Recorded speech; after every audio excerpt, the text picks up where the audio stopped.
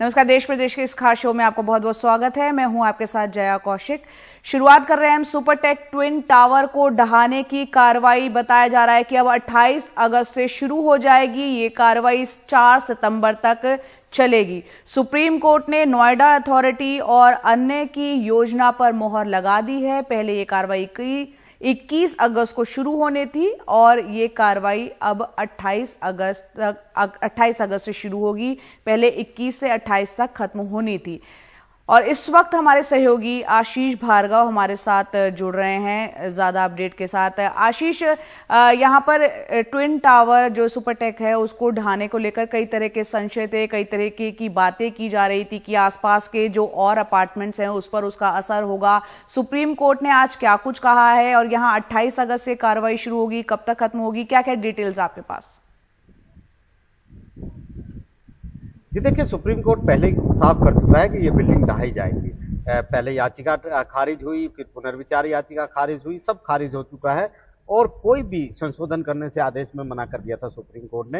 हालांकि 21 अगस्त को ये डेडलाइन, 21 अगस्त से ये तोड़फोड़ शुरू होनी थी। 28 अगस्त की डेडलाइन थी कि 28 अगस्त तक बिल्कुल ढहाने की कार्रवाई पूरी हो जानी चाहिए। लेकिन नोएडा अथॉरिटी ने अपनी योजना यहाँ पर रखी, स्टेटस रिपोर्ट रखी और बताया कि कुछ और दिक्कतें हैं जिसके कारण एक हफ्ता लेट कार्रवाई हो सकती है, इसलिए कुछ टाइम और बढ़ाया जाए। तो लिहाजा सुप्रीम कोर्ट ने बात मान ली है, मोहर लगा दी है। अब 28 अगस्त से ये ढहाने की कार्रवाई शुरू होगी और सुप्रीम कोर्ट ने एक हफ्ते का फिर विंडो दिया है। वो इसलिए दिया है कि मौसम खराब हो या तकनीकी गड़बड़ियां हों, उनको देखते हुए एक हफ्ते तक ये आगे कार्रवाई हो। तो निश्चित तौर पर सुप्रीम कोर्ट ये तो पहले साफ कर चुका है कि इन बिल्डिंग्स को ढहाया ही जाएगा किसी भी सूरत में, क्योंकि ये अवैध हैं। इनको रोका नहीं जा सकता है, इनको किसी भी तरीके से रेगुलराइज नहीं किया जा सकता है। तो लिहाजा अब जो तोड़फोड़ की कार्रवाई है एक हफ्ता टल गई है, क्योंकि बहुत सारी एजेंसियां हैं। सेंट्रल बिल्डिंग रिसर्च इंस्टीट्यूट है, एक प्राइवेट कंपनी को हायर किया है, नोएडा अथॉरिटी है, फायर डिपार्टमेंट है, क्योंकि बहुत बड़ा मामला है। 40-40 मंजिल की ये ट्विन टावर हैं। तो ऐसे में आसपास के लोगों को नुकसान ना हो, क्योंकि वहां पर ब्लास्ट भी होंगे। आर्मी से एक्सप्लोजिव भी लिया गया है, सड़कें किसी तरह बंद ना हो, आसपास के अपार्टमेंट्स को दिक्कत ना हो, वो तमाम चीजें हैं जो एजेंसियों को देखनी है। इसलिए सुप्रीम कोर्ट ने एक बार फिर वक्त बढ़ाया है। जी आशीष, बहुत बहुत शुक्रिया इस पूरे अपडेट के लिए। तो सुप्रीम कोर्ट ने आखिरकार इस बात की मंजूरी दे दी है कि जो 28 अगस्त से ट्विन टावर सुपरटेक का है उसको ढहाने की प्रक्रिया शुरू होगी, कार्रवाई शुरू होगी जो 4 सितंबर तक चलेगी। आगे बढ़ते हैं, बात करते हैं मशहूर कॉमेडियन राजू श्रीवास्तव की, जिनकी हालत इस वक्त गंभीर है। अस्पताल में, एम्स में वो भर्ती है। उनके पारिवारिक, राजू श्रीवास्तव का जो परिवार है, पारिवारिक सूत्रों के मुताबिक जो खबर मिली है इसमें प्रधानमंत्री मोदी ने कॉमेडियन राजू श्रीवास्तव का हाल जानने के लिए उनकी पत्नी को फोन किया है। प्रधानमंत्री ने राजू श्रीवास्तव की पत्नी को मदद का आश्वासन भी दिया है। आपको ये भी बता दें कि राजू श्रीवास्तव अभी भी दिल्ली के एम्स में वेंटिलेटर पर हैं। राजू श्रीवास्तव की तबीयत में उनमें जो है कोई भी सुधार फिलहाल नहीं दिख रहा है। बुधवार को हार्ट अटैक आने पर राजू श्रीवास्तव दिल्ली के एम्स में भर्ती कराए गए थे। राजू श्रीवास्तव को साउथ एक्स के एक जिम में ट्रेडमिल पर एक्सरसाइज के दौरान सीने में दर्द हुआ था। उसके बाद उनको हार्ट अटैक आया था, तब से वो दिल्ली के एम्स में भर्ती हैं। और परिमल कुमार हमारे सहयोगी हमारे साथ जुड़ रहे हैं। परिमल, किस तरह की हालत है कॉमेडियन राजू श्रीवास्तव की? हल्दिल अजीज हैं, हर कोई जानना चाहते हैं कि वो कब पूरी तरह से स्वस्थ होंगे। क्या क्या डिटेल्स आपके पास? देखिए, परिवार के लिए मुश्किल वक्त जरूर है, क्योंकि बुधवार को एडमिट हुए हैं। बुधवार को एडमिट होने के बाद जैसा आपने भी बताया कि बहुत वक्त से होश नहीं आया है, वेंटिलेटर पर हैं फिलहाल। और दवा तो जारी है, मेडिकल साइंस अपना एक तरीके से काम कर रही है, लेकिन दुआ की भी ज़रूरत है, ये परिवार वाले कह रहे हैं और जो उनको डॉक्टर बता रहे हैं। और यहाँ पर उम्मीद ये करनी चाहिए कि जो स्थिति है वो सुधरे। लेकिन यहाँ पर ये भी बताना जरूरी है कि पहले से भी कई स्टंट राजू श्रीवास्तव को डले हुए थे, जो हमें जानकारी मिली है परिवार के सूत्रों के द्वारा। और डॉक्टर ये भी कह रहे हैं कि उस स्थिति में जिम करना शायद ज़्यादा घातक हो गया, जिसकी वजह से उन्हें एडमिट करवाना पड़ा है। लेकिन फिलहाल जो है यहाँ पर एक CN सेंटर है, वहीं पे सेकेंड फ्लोर पे राजू श्रीवास्तव है। खबर ये भी आई अभी फिलहाल कि उनकी बहन आई थी सुबह में, रक्षाबंधन का त्यौहार जो है वो राखी बांध कर भी गई है वहाँ पर। परिवार में भतीजा हो, भाई हो, ये तमाम जो लोग हैं वो यहाँ पर हैं फिलहाल एम्स में। लेकिन एक परिवार के लिए जब मुश्किल घड़ी है तो मीडिया से कोई कैसे बात करे। लेकिन हाँ, ये ज़रूर है कि टेलीफोनिक कन्वर्सेशन या उनसे मिलकर बातचीत के आधार पे कई सारी चीज़ें मिली है, जिसमें जैसा आपने बताया कि पीएम मोदी ने बातचीत की है, उत्तर प्रदेश के मुख्यमंत्री योगी आदित्यनाथ ने बात की है, राजनाथ सिंह ने बात की है। तो ये एक तरीके से जो ये तमाम लोग हैं परिवार के साथ, क्योंकि जब मुश्किल घड़ी होती है तो उनके साथ मौजूद रहना बहुत ज़रूरी होता है ताकि कोई दिक्कत ना हो। तो ये तमाम जो चाहने वाले लोग हैं या जो उनके बहुत करीबी लोग हैं या प्रशंसक हैं, वो तब बिल्कुल, जो प्रशंसक हैं और तमाम परिवार के लोग भी दुआएं कर रहे हैं, क्योंकि हालत इस वक्त गंभीर है। वो वेंटिलेटर पर हैं और उम्मीद करते हैं वो जल्द से जल्द स्वस्थ होंगे। हालांकि जैसे कि हमारे सहयोगी परिमल कुमार बता रहे हैं, उन्हें पहले स्टेंट डले हुए थे और डॉक्टर्स का कहना था कि उन्हें जिम नहीं करना चाहिए था, और जिम में वो जब ट्रेडमिल पर थे उसी दौरान सीने में दर्द उठा और उनको हार्ट अटैक आया। तब से वो वेंटिलेटर पर हैं, दिल्ली के एम्स में भर्ती हैं। और इस वक्त खबर आ रही है, आज सोनिया गांधी से मिल सकते हैं तेजस्वी यादव। शाम 5:30 बजे सोनिया गांधी से ये मुलाकात संभव है। इस तरह के कयास लग रहे हैं कि 2024 में नीतीश कुमार प्रधानमंत्री पद के उम्मीदवार हो सकते हैं। और बिहार के डिप्टी सीएम तेजस्वी यादव ने एनडीटीवी से कल बातचीत की थी और कहा था कि जब नरेंद्र मोदी प्रधानमंत्री बन सकते हैं तो नीतीश कुमार क्यों नहीं। और इस बीच ये खबर जो आ रही है कि शाम 5:30 बजे मुलाकात कर सकते हैं सोनिया गांधी से, तो इसके कई मायने समझे जा सकते हैं। हमने लगातार देखा जब से कि बिहार में नई सरकार बनी है, महागठबंधन 2 की सरकार बनी है, तेजस्वी यादव लगातार इस बात को दोहरा रहे हैं कि उत्तर भारत में एक बड़े नेता और बड़े चेहरे के तौर पर, एक एक्सपीरियंस नेता के तौर पर नीतीश कुमार को वो कई बार उनका जिक्र कर चुके हैं। और ये सवाल भी उठ रहे थे बार बार कि क्या विपक्ष एक उस चेहरे पर राजी होगा नीतीश कुमार बतौर प्रधानमंत्री पद के दावेदार के तौर पर 2024 के लिए, ये भी देखना होगा। खुलेआम देश में गुंडागर्दी हो रही है, संवैधानिक संस्थाओं का दुरुपयोग किया जा रहा है, मिसयूज कर रहे हैं लोग। नहीं, वो ऑफिस खोल ले हमारे घर पे, ज्यादा बेहतर रहेगा।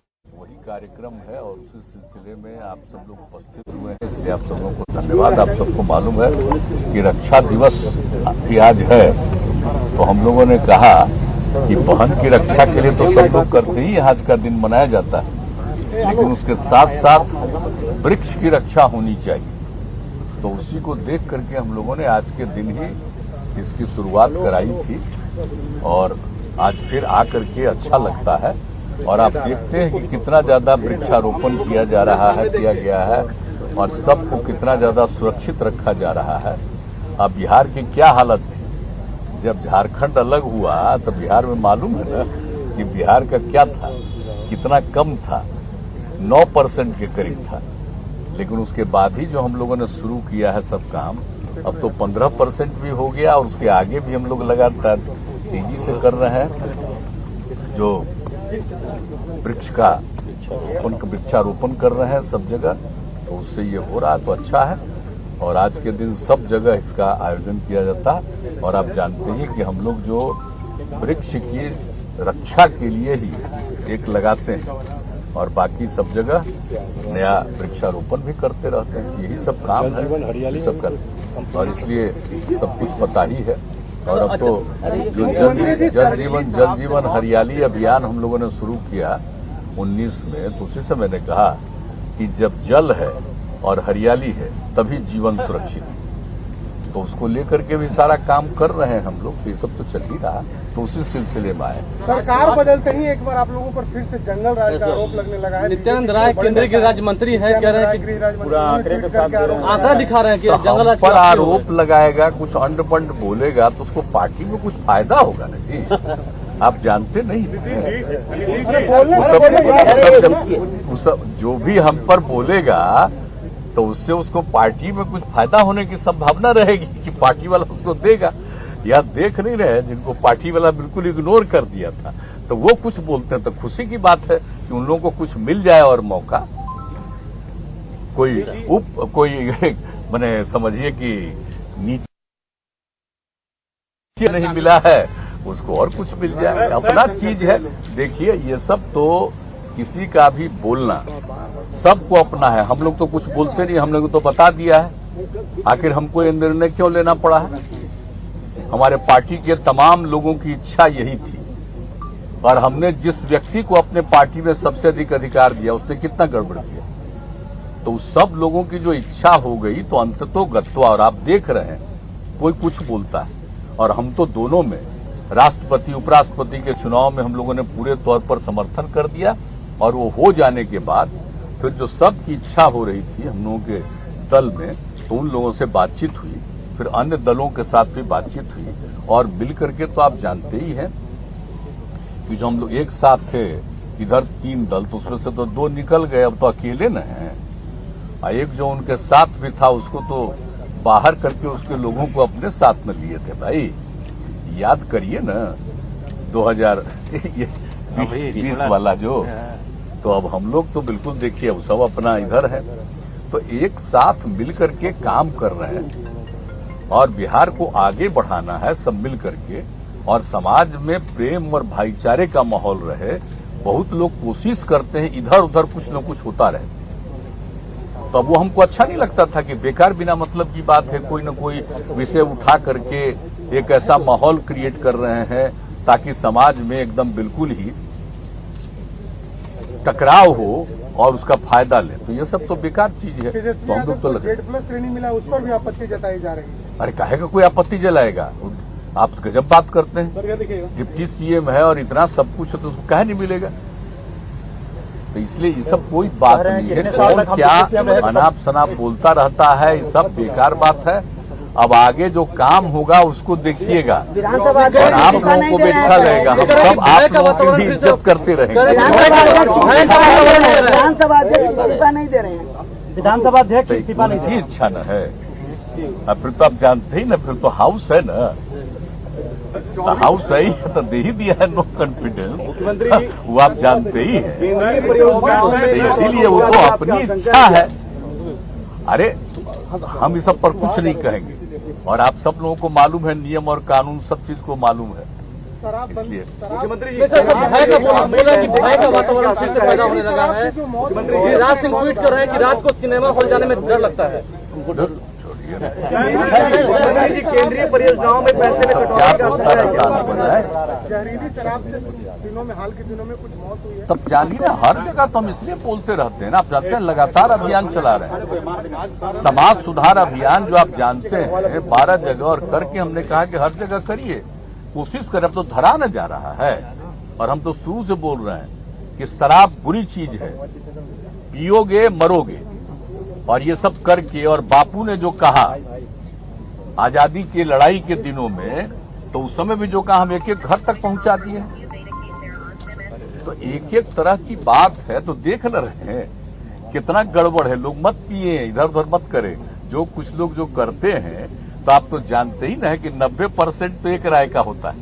कुछ लोग तो इधर उधर मन होता ही रहता, हम बताते रहते हैं। हम लोग लगातार अभियान चला रहे हैं कि ये सबके हित में है, इसको छोड़िएगा। और आप देख रहे हैं कि जो शराब पीता था, घर की कितनी स्थिति खराब थी।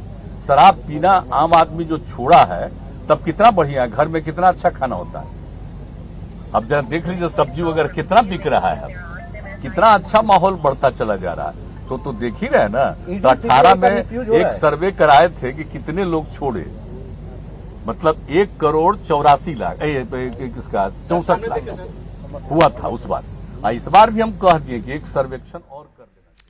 तो नीतीश कुमार को आप लाइव सुन रहे हैं, मीडिया को संबोधित करते हुए तमाम कारण उन्होंने गिनाए कि क्यों उन्होंने एनडीए से अलग होने का फैसला किया। साथ ही यहाँ पर इस वक्त की अहम खबर आपको हम ये बता दें कि आज तेजस्वी यादव शाम 5:30 बजे जो है सोनिया गांधी से मिल सकते हैं। इस मुलाकात पर सबकी नजर रहेगी, क्योंकि तेजस्वी यादव जिस तरह से नीतीश कुमार को पेश कर रहे हैं, और एक वो चेहरा माना जा रहा है विपक्षी नेताओं के बीच में नीतीश कुमार का, जो 2024 के लिए प्रधानमंत्री पद के लिए विपक्ष के एक साझा उम्मीदवार हो सकते हैं।